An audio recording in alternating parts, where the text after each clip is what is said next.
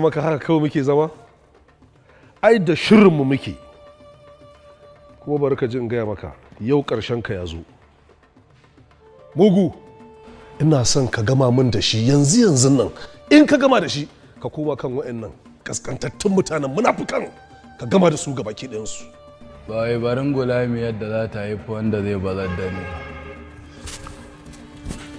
Listen to me. I'm going to kill you today. Ya kamata mu hanzarta mu zo mu tafi asibitin nan saboda ba mu da lokaci. Gaskiya ne mu je in kai ku. To shikenan mu din ma ai sai mu bi ku mu tafi gaba ɗaya ko? Gaskiya zuwan mu gaba ɗaya ba zai yi sai dai ku bari bayan an yi aiki su mani duk kwa zo ku yi dubiya. Amma zuwan ku gaba ɗaya hadari ne ko a tattare da ku. Hadari kamar yaya? Mutanen da suka kawo Amira farmaki za su iya biyo ku. Don haka kawai gwara dai in an yi aikin in ya so su sa zo su yi dubiya kawai.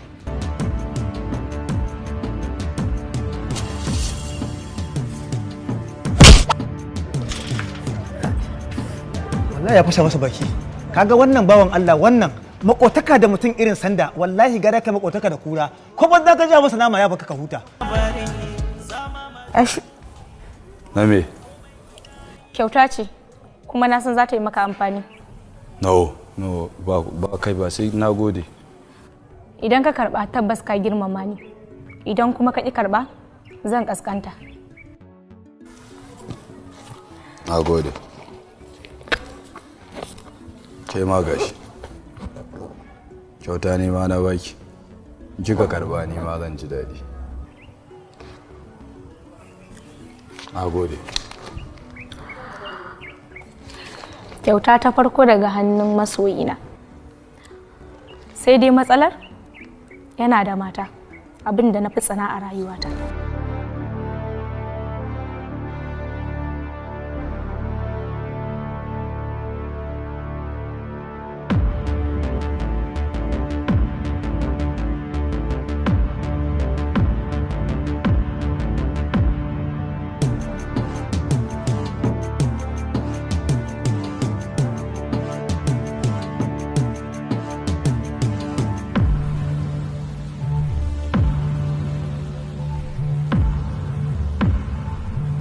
Polio.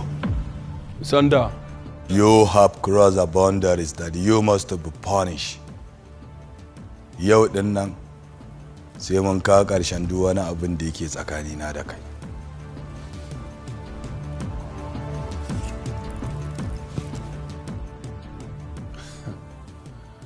Ina ga abun kunya ne abokin gaba ka bashi da makami kai ka rike makami kamata yi ni da kai mu zage karfe mu da kuni da kai.